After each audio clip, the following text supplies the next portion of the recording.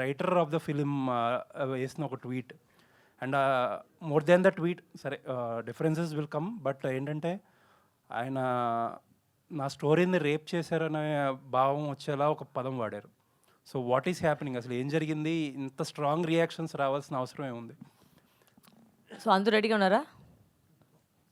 అంటే ఈ క్వశ్చన్ అందరి మైండ్లో ఉంటుందో తెలుసు నాకు. సో నేను లాంగ్గా డీటెయిల్గా చెప్తాను. ఫస్ట్ అయితే నాకు సాయి గారి మీద చాలా మర్యాద ఉంది, because is a very senior writer and I have a lot of respect. But the world, మన ప్రపంచం ఎలా అంటే, కొన్ని స్టోరీస్ వచ్చి అలానే ప్రజెంట్ చేస్తే ఆడియన్స్కి వచ్చేసి నచ్చదు. That is the truth of the matter. So నేను ఎవరిని వాళ్ళ కథని రాబ్ చేయలేదు, నేను తీసుకోలేదు. కాంట్రాక్ట్ వేసాము, డబ్బులు ఇచ్చాము, అన్నీ తీసుకున్న తర్వాత ఆ కథ నాదైంది. ఆ కథ వచ్చేసి ఆయన దగ్గర వచ్చేసి ఆల్మోస్ట్ ఒక 6 years ఉండింది. అంత బాగుంటే ఎందుకు చేయలేదు? సో అంటే ఏమో ల్యాగ్ ఉంది.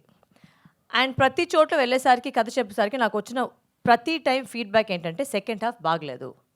నేను నిజంగా చెప్పాను, మీకు తెలుసు నేను అబద్ధం చెప్పలేదని. ఇదే జరిగింది మ్యాటర్. ఓకే, ఇప్పుడు జనరల్గా అయితే రైటర్ గారు వచ్చేసి మీతో పాటు కూర్చొని వర్క్ చేయాలి, అవన్నీ చేయాలి.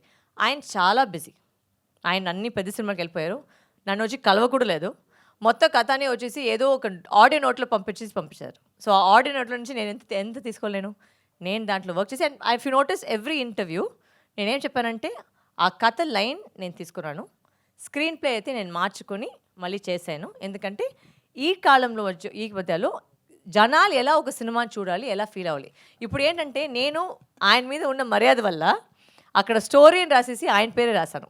కావాలంటే నేను నా పేరు రాయొచ్చు, బట్ నా పేరు రాయకుండా ఆయన మీద ఉన్న మర్యాద కోసం మాత్రమే ఆయన పూర్తిగా పేరు పెట్టాను. ఇప్పుడు ఏంటి కామెడీ అంటే, చాలామంది వచ్చి ఆయన ట్యాగ్ చేసుకుని కథ అంత బాగోదని ట్యాగ్ చేస్తున్నారు. సో అది ఆయనకు వెళ్ళిన గౌరవమా, లేదా నాకు ఇచ్చిన గౌరవమా, అది మీరే చెప్పాలి.